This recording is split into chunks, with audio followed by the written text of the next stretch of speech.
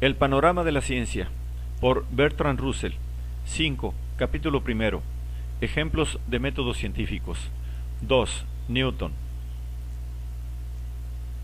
Sir Isaac Newton nació el año en que murió Galileo, 1642. Como Galileo, llegó a ser muy viejo, pues murió el año 1727. En el corto periodo que media entre las actividades de esos dos hombres, la posición de la ciencia en el mundo había cambiado por completo. Galileo, durante toda su vida, tuvo que luchar contra los hombres tenidos por científicos, y en sus últimos años tuvo que sufrir persecución y condena por su obra.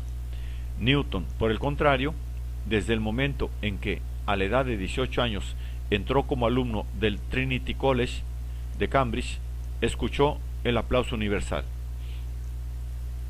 Antes de transcurridos los 2 años de tomar su grado, el director de su colegio le describía como hombre de increíble genio. Fue aclamado por todo el mundo erudito, honrado por monarcas y con verdadero espíritu inglés fue recompensado por su trabajo con un destino del gobierno, en el que no pudo continuar. Fue tan grande su valimiento que cuando Jorge I subió al trono, el gran Leibniz tuvo que permanecer en Hannover, porque él y Newton habían reñido. Fue una fortuna para las épocas siguientes que las circunstancias de Newton fuesen tan plácidas. Era hombre nervioso y timorato, al mismo tiempo discutidor y enemigo de controversias. No gustaba de publicar sus trabajos, porque le exponían a la crítica, y se vio forzado a hacerlo, a instancias de amigos cariñosos. A propósito de su óptica, escribió Leibniz: estaba tan perseguido por las discusiones promovidas con la publicación de mi teoría de la luz, que me reproché mi propia imprudencia por abandonar una bendición tan sustancial como mi tranquilidad para correr detrás de una sombra. Si hubiese encontrado una oposición parecida a la que tuvo enfrente Galileo, es probable que nunca hubiese publicado un renglón. El triunfo de Newton fue el más espectacular en la historia de la ciencia. La astronomía, desde la época de los griegos, había sido a un mismo tiempo, la más adelantada y la más respetada de las ciencias. Las leyes de Kepler eran aún recientes, y la tercera de ellas no era de ningún modo aceptada universalmente. Además, parecían extrañas e inexplicables a los que se habían acostumbrado a los círculos y epiciclos. La teoría de Galileo sobre las mareas no era cierta. Los movimientos de la luna no estaban bien estudiados, y los astrónomos se condolían de la pérdida de aquella épica unidad que los cielos poseían en el tiempo ptolemaico. Newton, de un solo golpe, con su ley de la gravitación, puso orden y unidad en esta confusión. No sólo dio razón en líneas generales a los movimientos de planetas y satélites, sino también de todos los detalles conocidos hasta entonces, hasta los cometas, que no hacía mucho tiempo presagiaban la muerte de los príncipes. Se encontraron sometidos a la ley de gravitación. El cometa de Halley fue uno de los más serviciales, y Halley fue el mejor amigo de Newton. Los Principia de Newton se desenvuelven en el gran estilo griego. Por las 3 leyes del movimiento y la ley de gravitación explícase, en deducción puramente matemática, el conjunto del sistema solar. La obra de Newton es estatuaria y helénica, bien distinta de las mejores de nuestra propia época. La aproximación más cercana a la misma perfección clásica entre los modernos es la teoría de la relatividad, pero aún ésta no aspira a la misma finalidad, ya que el grado de progreso de la época actual es demasiado grande. Todo el mundo conoce la historia de la caída de la manzana. Contrariamente a lo que le sucede a muchas de estas historias, no se tiene la seguridad de que sea falsa.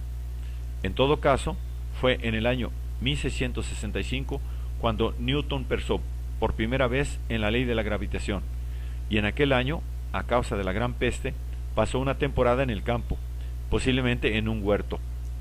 No publicó sus Principia hasta el año 1687. Durante 21 años se contentó con pensar sobre su teoría y perfeccionarla gradualmente. Ningún moderno se hubiera atrevido a hacer semejante cosa, ya que 21 años es bastante para cambiar completamente el paisaje científico. Aún la obra de Einstein tiene siempre bordes mellados, dudas sin resolver, especulaciones no concluidas.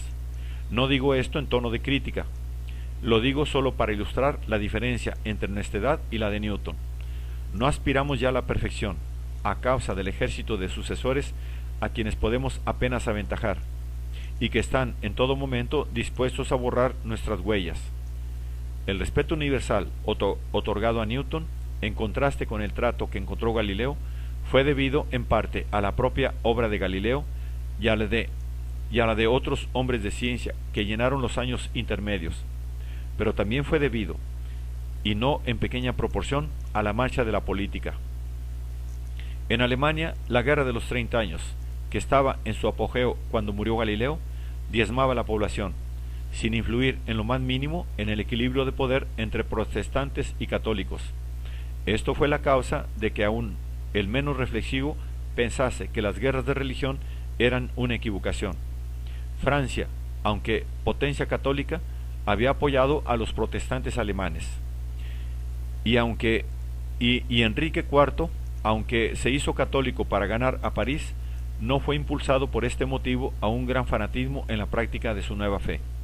En Inglaterra, la guerra civil, que comenzó el año del nacimiento de Newton, condujo al predominio de los santos, que a todo el mundo, excepto a los propios santos, excitaron en contra del celo religioso. Newton ingresó en la universidad al año siguiente de regresar Carlos II del destierro, y Carlos II, que fundó la Royal Society, hizo todo lo posible para fomentar la ciencia, como un antídoto del fanatismo. El fanatismo protestante le había mantenido en el destierro, y la intransigencia católica había hecho perder el trono a su hermano. Carlos II, que era monarca inteligente, tomó por regla de gobierno el evitarse un nuevo viaje de destierro. El periodo desde su advenimiento hasta la muerte de la reina Ana fue el más brillante, intelectualmente, de la historia inglesa. En Francia, mientras tanto, Descartes había inaugurado la filosofía moderna, pero su teoría de los vórtices fue un obstáculo para la aceptación de las ideas de Newton. Solo después de la muerte de Newton, y principalmente como resultado de las letras filosóficas de Voltaire, Newton cobró fama. Pero cuando lo hizo, su fama fue enorme. En realidad, durante toda la centuria siguiente, hasta la caída de Napoleón, fueron principalmente los franceses los que prosiguieron la obra de Newton. Los ingleses se equivocaron por patriotismo al adherirse a sus métodos, que eran inferiores a los de Leibniz, con el resultado de que, después de su muerte, las matemáticas inglesas fueron despreciables durante 100 años. El año en que Italia hizo la intransigencia, hízolo en Inglaterra el nacionalismo. Sería difícil decir cuál de los dos procedimientos resulta más pernicioso. Aunque los Principia de Newton conservan la forma deductiva inaugurada por los griegos, su espíritu es del todo diferente del de la obra griega, toda vez que la ley de gravitación, que es una de sus premisas, no es supuesta como evidente por sí misma, sino que se llega a ella inductivamente, con las leyes de Kepler. El libro, por eso, ilustra el método científico en la forma que es su ideal. De la observación de hechos particulares, llega por inducción a una ley general, y por deducción de la ley general son inferidos otros hechos particulares. Este es todavía el ideal de la física, que es la ciencia de la que, en teoría, todas las demás debieran ser deducidas. Pero la realización de ese ideal es algo más difícil de lo que parecía en la época de Newton, y una sistematización prematura ha resultado ser peligrosa. La ley de gravitación de Newton ha tenido una historia peculiar, mientras continúa, durante más de 200 años, explicando casi todos los hechos que eran conocidos respecto a los movimientos de los cuerpos celestes, permanece aislada y misteriosa en sí misma entre las leyes naturales. Nuevas ramas de la física crecen en vastas proporciones. Las teorías del sonido, del calor, de la luz y de la electricidad fueron exploradas con éxito, pero ninguna propiedad de la materia fue descubierta que pudiese en modo alguno relacionarse con la gravitación. Solo con la teoría general de la relatividad de Einstein en 1915 encaja la gravitación en el cuadro general de la física, y entonces se encontró que pertenece más bien a la geometría que a la física, en el sentido ya pasado de moda. Desde un punto de vista práctico, la teoría de Einstein supone solo correcciones muy pequeñas a los resultados newtonianos. Estas correcciones minúsculas, en tanto que se pueden medir, han sido comprobadas empíricamente. Pero si el cambio práctico es pequeño, el cambio intelectual es enorme, puesto que toda nuestra concepción del espacio y del tiempo ha tenido que ser transformada. La obra de Einstein ha acentuado la dificultad de soluciones acabadas en la ciencia. La ley de gravitación de Newton ha reinado durante tanto tiempo y ha explicado tantas cosas que parecía apenas creíble que tuviera necesidad de corrección.